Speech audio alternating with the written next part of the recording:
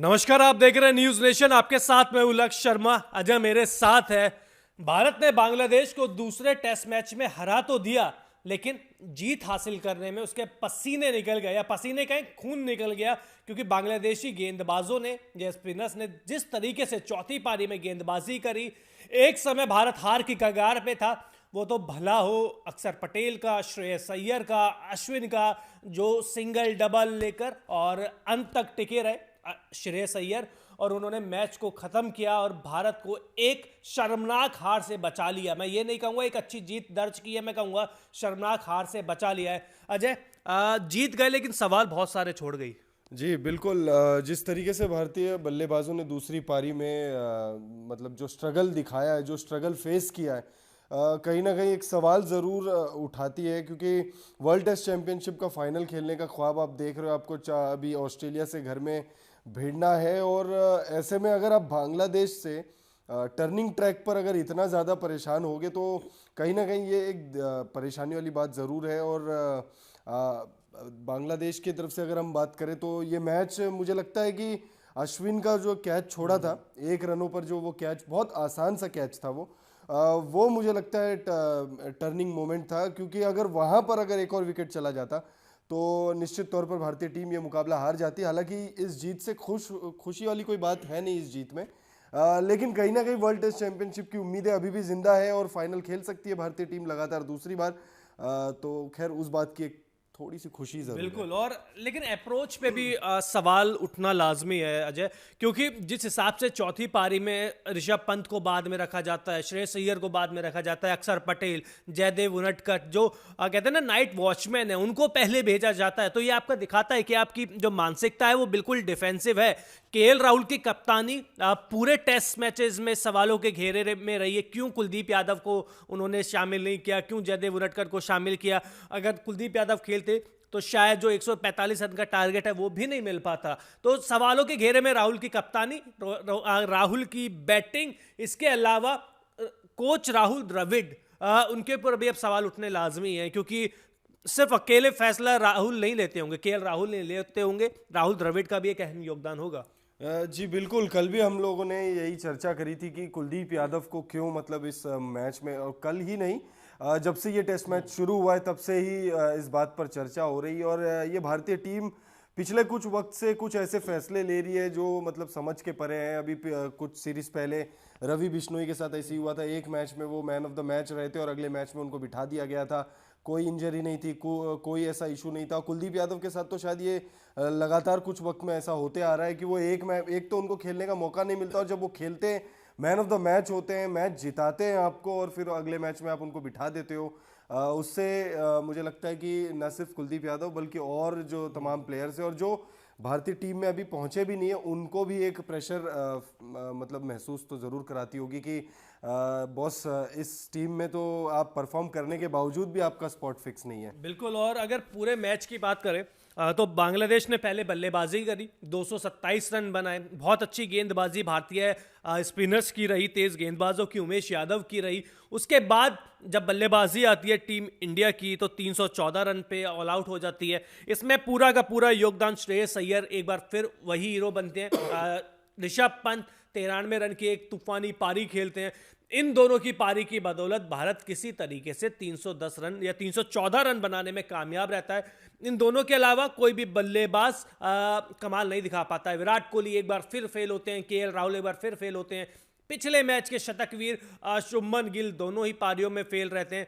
तो अब यहां से अब देखिए बना लिया, लीड भी ले ली थी बांग्लादेश को। अब दूसरी पारी में अच्छी पारी या अच्छी बल्लेबाजी करने की जरूरत थी। हालांकि कुछ रन कम रहेगा, लेकिन इसके बावजूद 231 रन उन्होंने बनाए, उस कंडीशन में बनाए जहां पे भारतीय बल्लेबाज भी सामने तितर बितर हो रहे थे।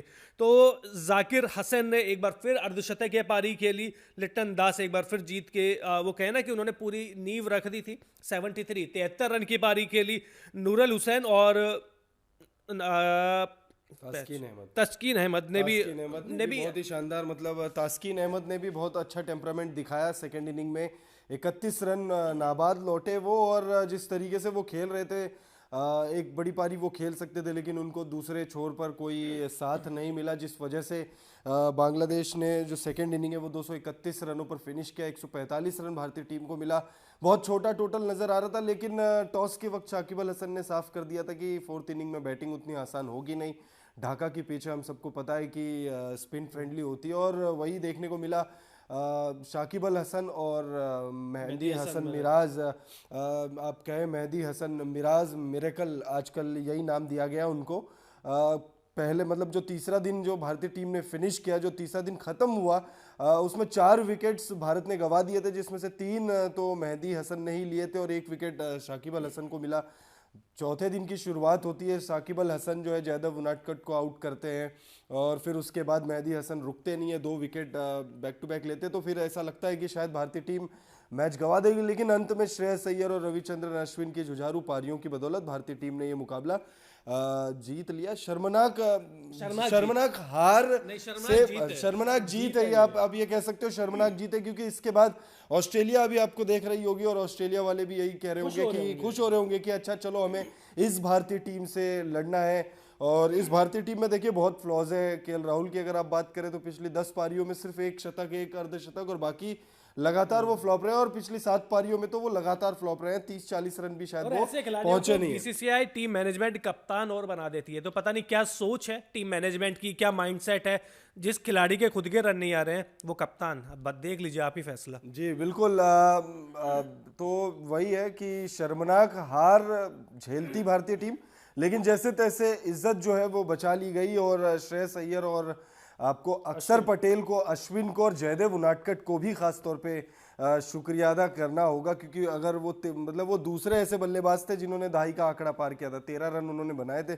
आज के दिन की जो शुरुआत हुई थी उसमें ऐसा लग रहा था शायद वो मैच खत्म कर देंगे जल्दी, लेकिन शायद वही जल्दबाजी की वजह से उनका विकेट जो है वो चला गया। बिल्कुल। और हम केएल राहुल की बात कर रहे हैं, लेकिन विराट कोहली की बात भी करनी ज़रूरी है, क्योंकि जिस हिसाब से वो लगातार टेस्ट सीरीज में फेल हुए हैं, उनका रन नहीं आ रहे हैं, ये बात टेस्ट फॉर्मेट में ये बात माननी होगी।